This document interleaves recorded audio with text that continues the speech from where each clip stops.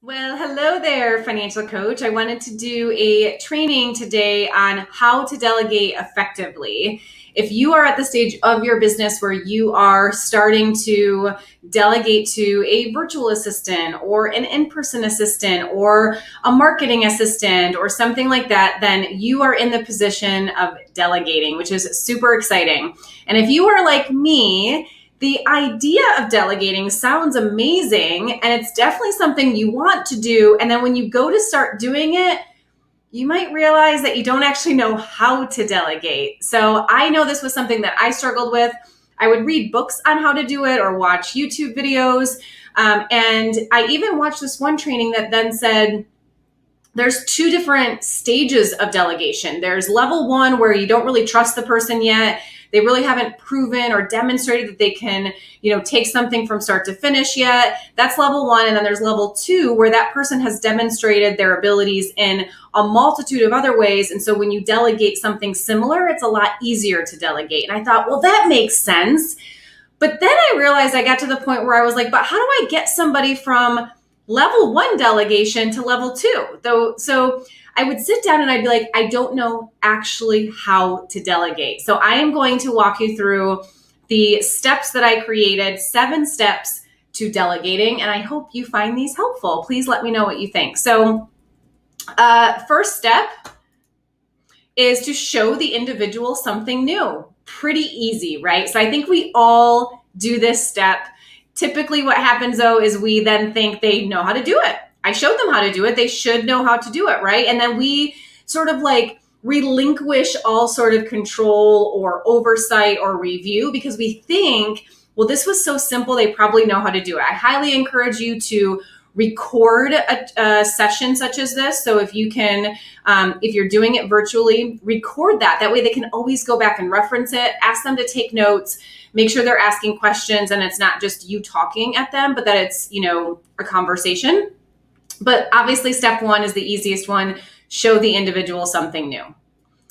The second step though, is that you want to do the task together. So I want you to think about something process oriented. This is pretty easy where they may, do one step and then you do another or something like that, but you are, physically and logistically doing that thing together. Okay.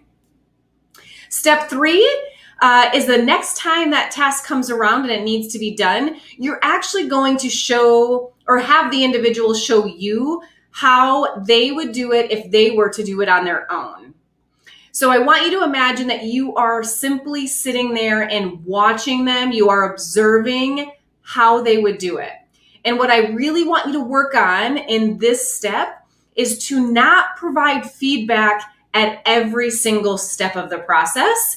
I want you to wait until they're fully done and then provide feedback. And here is why.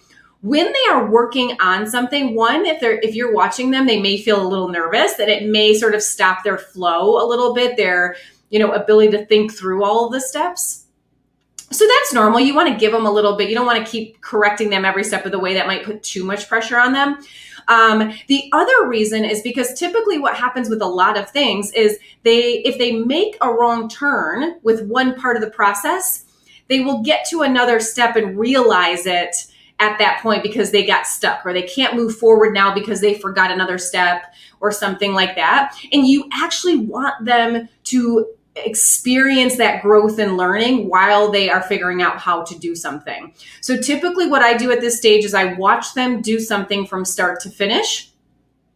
I'm taking notes, and then at the end, I will provide them with feedback. I tell them this part was right. This part, I actually, you forgot a step, or I saw you did it this way. There's actually a faster way to do it. Anything like that, if there's shortcuts or that kind of thing, but try not to provide the feedback real time because you're going to stop whatever flow they have of thinking through that process themselves. Okay, so that is step 3. Step 4 is the next time that task comes up, they're actually going to do the task on their own. So notice with delegation, it is not show them how to do it and then they do it on their own. Okay. Them doing it on their own is not until step 4. Okay. So step 2 and 3 is them demonstrating that they have enough ability to get the job done, even if it's not perfect. Okay. Step 4 is they do the task on their own. Step 5 is the step that so many managers forget to do, which is to review the task or the result for accuracy. This should be happening on a consistent basis when you first delegate something new to an employee. Every time they do something in step 4 that they are doing on their own for the first time, they should be communicating to you that they did it so that you can go in there and review it.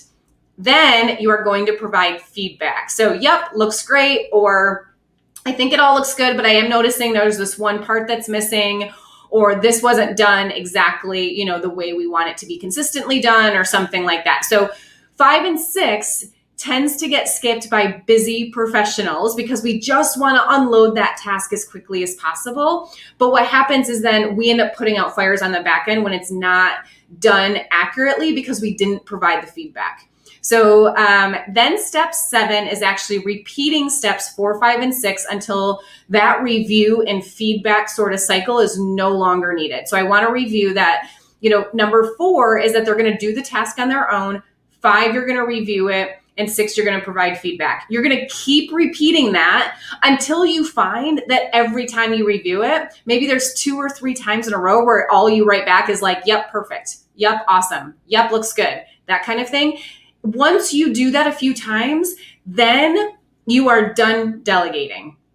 The task of delegation is no longer needed, or the task of review and providing feedback is no longer needed. That is when you can say, I have fully delegated this task, this project, something like that to this person. Now, there are some tasks that are pretty straightforward or fairly simple, especially if it's similar to something else they're doing. They're capable. It's in perfect alignment with their skill set already. So they're going to, grasp it pretty quickly. In that case, when you delegate, step 7, you may only review it and repeat steps 4, 5, and 6 one time. And you're like, yeah, you got this. That's fine. If it's something more complex, you may have to do step 7 a lot. I want to give you the example of like training your assistant to do a sales call for you. Or let's say you are training them on how to field questions when someone calls the office and, how to answer them, how to read the question behind the question, what types of hesitations does the person have when they're calling, that kind of thing. That is, not a straightforward thing. There's a lot of, if this happens, then do this. But if this happens, then say this, right? So there's a lot of different variables there. So it may be that you ask them to record the call so that you can review it.